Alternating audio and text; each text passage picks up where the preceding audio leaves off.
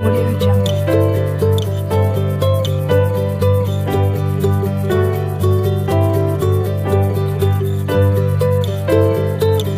Audio Jungle.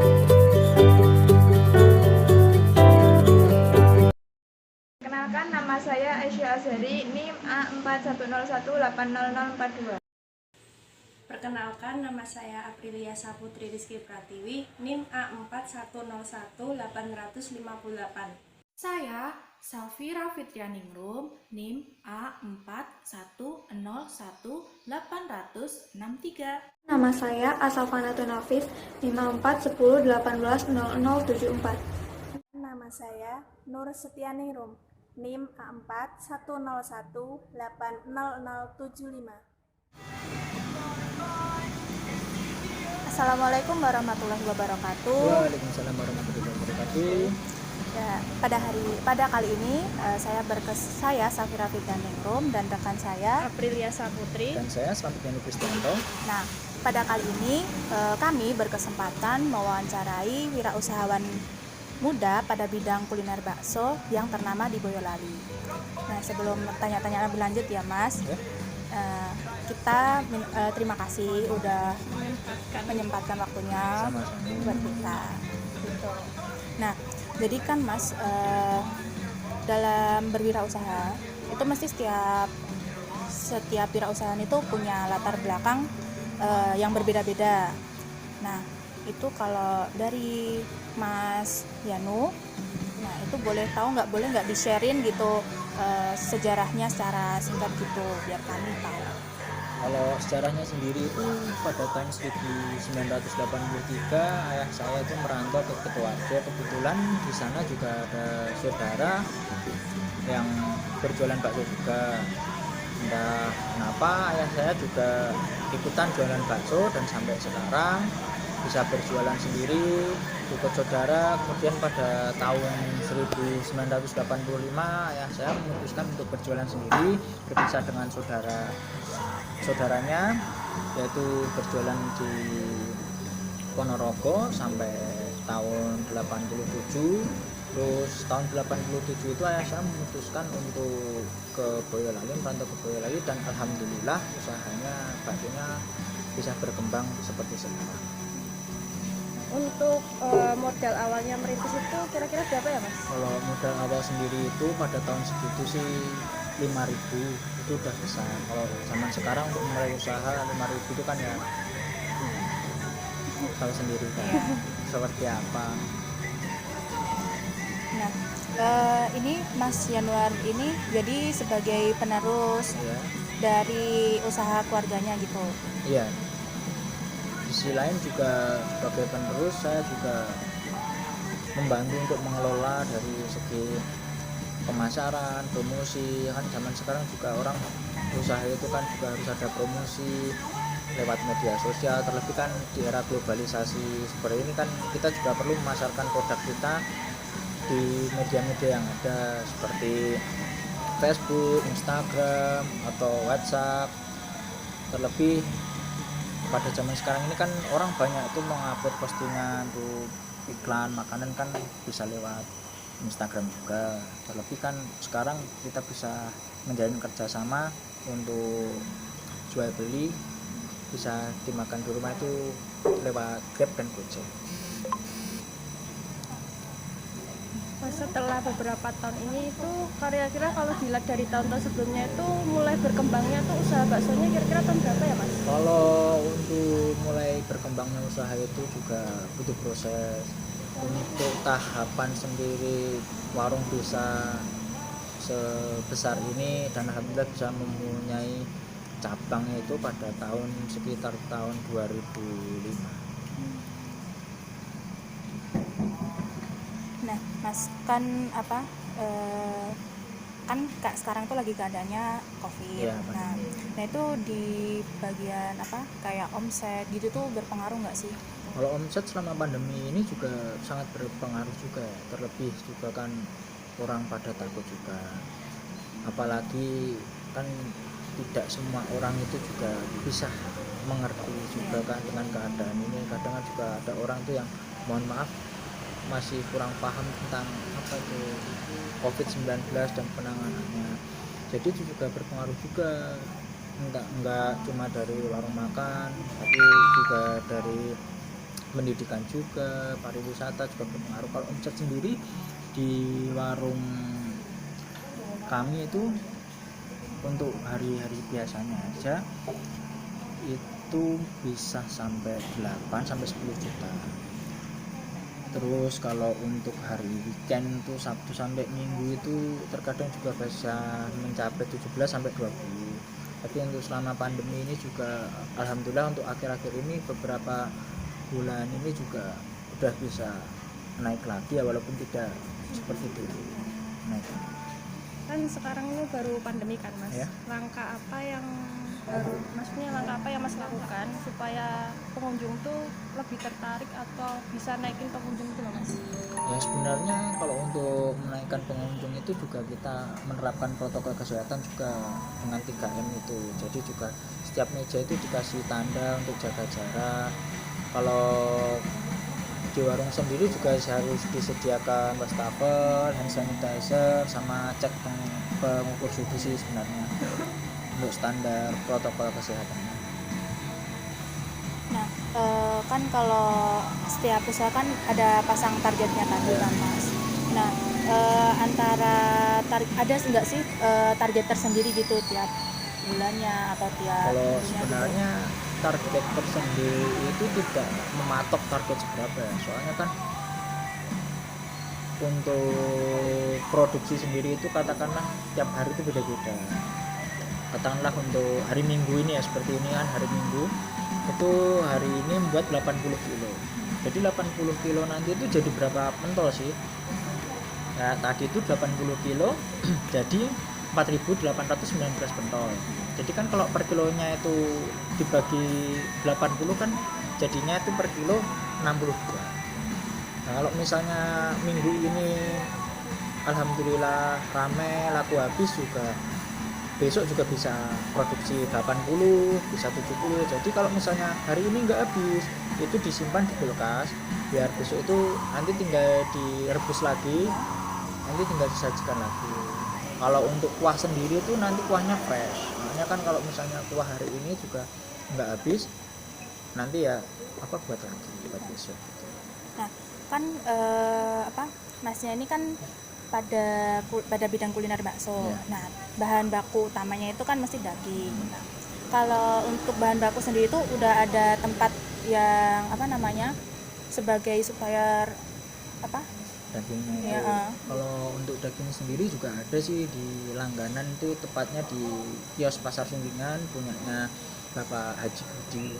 Itu juga udah langganan lama sih untuk olahan dagingnya itu sendiri, daging sapi itu sendiri. Terlebih nanti itu untuk proses pengolahannya kita giling sendiri. Jadi kayak komposisi tepung dan bumbu-bumbu yang lainnya kita bisa racik sendiri gitu.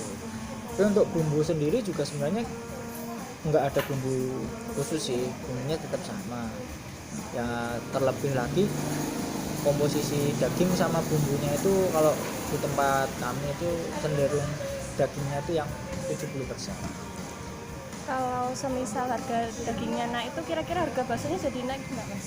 Kalau untuk harga daging naik, untuk menaikkan harga itu juga kita agak takut juga, soalnya kalau misalnya harga daging naik kita nggak naikkan penjualan dari kita, juga nanti kita bisa kehilangan pelanggan. Maka dari itu juga kami tidak menaikkan harga, tetap menjaga kualitasnya. Yang penting itu kan kita tetap bisa menjaga kualitas dari produk kita, dari cita rasa, dari tempatnya juga. Nanti juga insya Allah kalau rezeki itu tidak kemana juga sih. Nah, Mas, pernah nggak sih kan berhubungan dengan tadi daging? Nah, kalau dari pihak yang kayak penyetoknya, itu tuh kesulitan mencari daging gitu kan kalau lagi masa-masanya daging naik atau susah cari dagingnya itu, dari pihak sananya itu ada cadangan lain nggak, tempat lain gitu? Kalau untuk cadangan lain sih ada, kebetulan juga ambil dagingnya juga sama tapi namanya tokonya itu beda.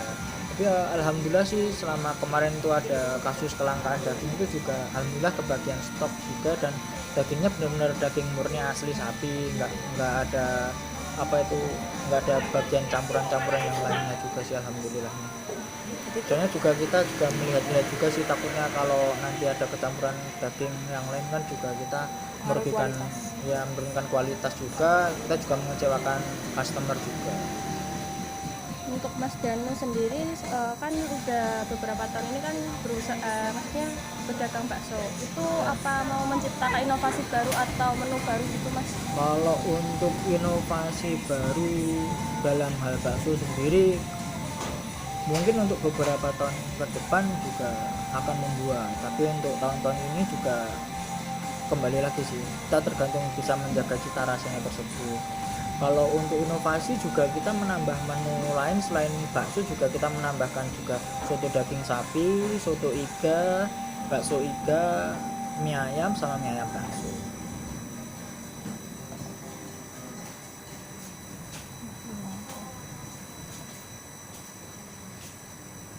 Bingung aku.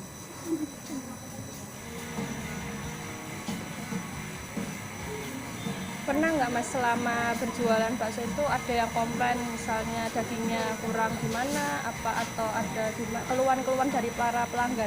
Kalau keluhan dari para pelanggan itu namanya juga warung bakso ya. Iya. Kita kan juga melayani juga yang datang duluan. Kalau misalnya ada rombongan kan tinggal kita kasih kertas, menunya apa, dikasih nomor berapa mejanya.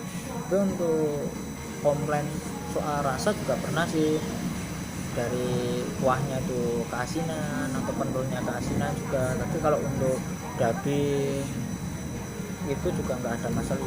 Terlebih juga kadang tuh komplainnya itu kayak terlalu asin sama pelayanannya agak kurang cepat ya. Soalnya gimana ya, kalau namanya warung bakso juga itu kan kita tinggal racik, tinggal nyerok, masukin ke mangkuk kan, kita nggak perlu masak. Jadi kan kalau kita misalnya melihat yang datang ini kan juga nggak apa.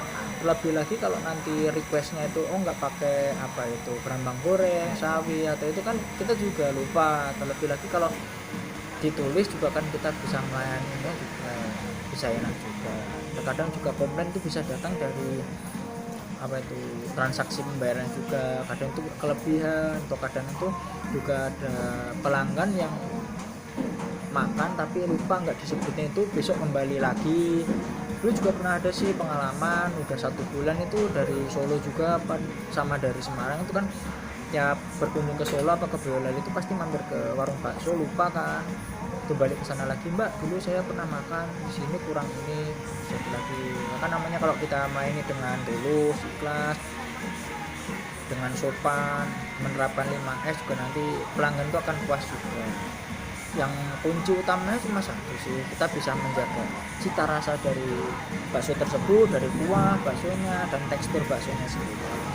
Jadi tetap dikontrolin gitu ya buat konsumen. Nah terus Mas, kalau buat konsumen sendiri tuh yang rata-rata ke situ tuh kayak langganan atau juga ada orang luar kota atau Relasi dia lokal? Kalau pengunjung itu ya kebanyakan juga ada yang dari dalam kota sendiri di Boyolali, yang dari luar kota juga ada. Terlebih kalau ada sebelum pandemi ini ya kan ada ya rombongan ibu-ibu dan orang-orang yang pada wisata itu kadang wisata tempat makan apa sih Boyolali yang recommended. Kalau di Boyolali kan ada soto juga itu, soto seger itu kan juga ada.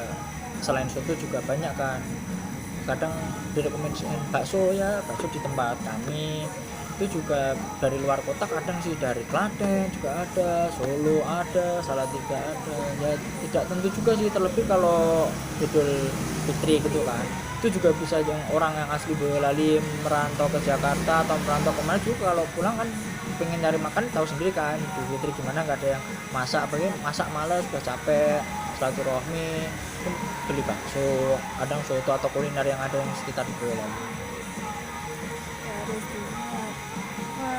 Biasanya ada buat pemesanan bakso buat acara-acara besar gitu nggak Mas? Ada ya, bisa buat acara kayak, kalau untuk mantenan belum pernah sih, tapi kalau untuk kayak pengajian, syukuran atau rapat-rapat di masjid itu pernah.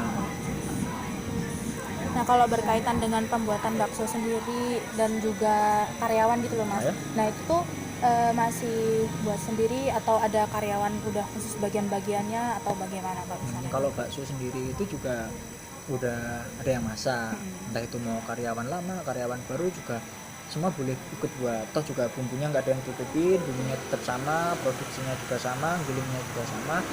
Itu siapapun juga, entah mau karyawan baru, karyawan lama, mau ikut bikin produksi nggak apa-apa. Iya.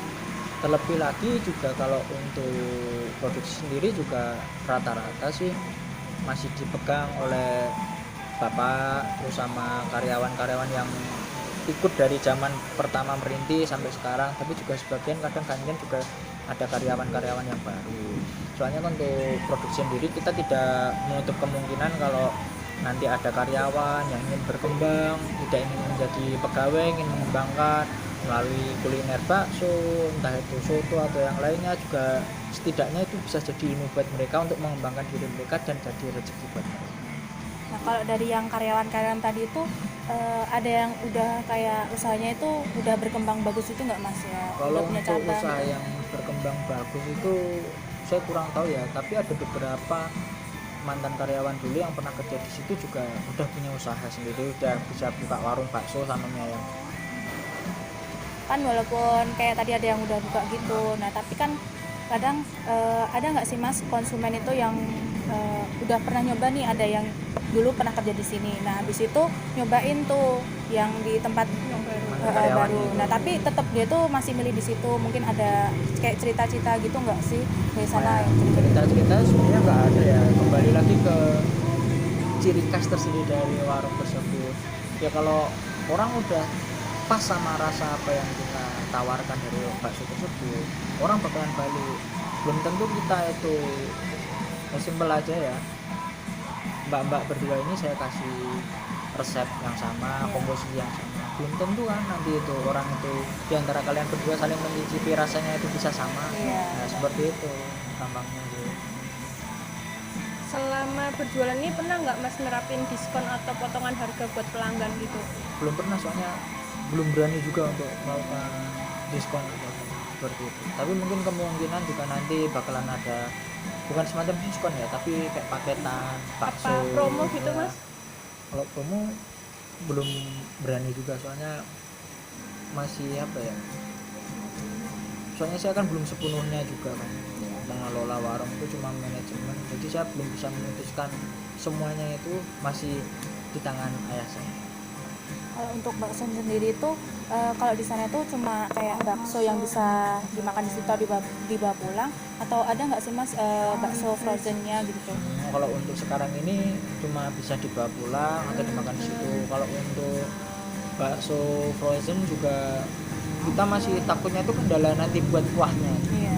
Bumbunya tuh buatnya gimana biar bisa bertahan lama, terus baksonya biar bisa bertahan lama itu gimana. Itu masih kendala itu sih, masih ya jadi riset juga sih buat kami. Nah, Mas kan ini kan pastinya ditonton lah sama kaum milenial gitu. Ya. Nah itu ada nggak sih tips-tips gitu buat orang yang mau memulai usaha, entah itu dari usaha keluarga atau mau membuat usaha baru? Nah itu ada kayak tips-tips atau motivasi gitu nggak? Kalau yang terpenting sendiri sih ya, kalau misalnya orang tua punya usaha, entah itu di bidang kuliner, di bidang makanan, ya udah kita tekuni aja. Toh juga zaman sekarang kita juga mau cari pekerjaan juga susah, kita juga disekolahkan tinggi-tinggi sampai kuliah juga, kalau nggak mendapat pekerjaan seperti yang kita inginkan juga susah. Jangan jadikan patokan pekerjaan yang lain yang menjanjikan seperti yang gajinya terlalu tinggi, jangan jadikan itu sebagai patokan. Tapi ketika orang tua kita sudah memiliki usaha, kita harus mengembangkan dengan inovasi-inovasi, dengan manajemen yang baik, seperti itu. Untuk yang ingin mau mulai usaha baru sih, itu juga kalau saran saya jangan terlalu takut untuk mencoba. Gagal itu pasti ada untuk pembelajaran. Yang penting itu kita harus tetap survei, tetap inovasi, harus mencari link-link juga untuk memasarkan produk kita. Nggak harus besar dulu sih dari yang terkecil. Yang penting itu tetap konsisten, bisa menjaga kualitas. Apa Mas itu cuma mau meneruskan usaha bakso atau berkeinginan lain membuka usaha yang lain, Mas? Kalau saya sendiri di sisi lain meneruskan usaha dari keluarga kami juga, saya ingin menjadi seorang pendidik, jadi dosen, juga ingin memiliki usaha sendiri juga di bidang kuliner juga sama olahraga sih, khususnya olahraga yang saya suka, dari musik juga, dari sepeda gunung atau BMX juga. Saya ingin menggabungkan itu dari kuliner, fashion, sama olahraga ekstrim itu bisa jadi satu, seperti membuat kayak big pub itu taman sepeda yang ada kafenya, ada tempat fashionnya buat apa itu namanya, misalnya nanti kayak ada atlet kita tuh juga bisa apa namanya mendatangkan aparel dari luar untuk bekerja sama, jadinya kan kita bisa di sisi lain juga bisa menambah omset, juga kita bisa membuat pengunjung dari berbagai daerah khususnya yang sekitar Boyolali ini bisa datang, oh ternyata di Boyolali juga ada sih tempat seperti itu, ada beberapa konsep yang dijadikan satu, itu sih. Nah, jadi intinya jadi buat kayak kaum milenial ya yang mau mencoba usaha itu, intinya kita tuh mau mencoba, jangan takut gagal, Tetap selalu berinovasi. istiqomah. Ya mungkin itu saja Mas, bincang-bincang dari kami. Ya. Kami terima kasih sudah mau meluangkan waktu, terima kasih Sama-sama. banget. Kalau ada salah-salah kata mohon maaf ya, Mas. Sama-sama, Apalagi tidak apa-apa. dadat juga ada dadat gitu. Nah mungkin cukup sekian bincang-bincang atau wawancara dari kami dengan wirausahawan kuliner bidang bakso yang ternama di Boyolali. Saya undur diri, akhirul kalam. Wassalamualaikum warahmatullahi wabarakatuh. Waalaikumsalam warahmatullahi wabarakatuh.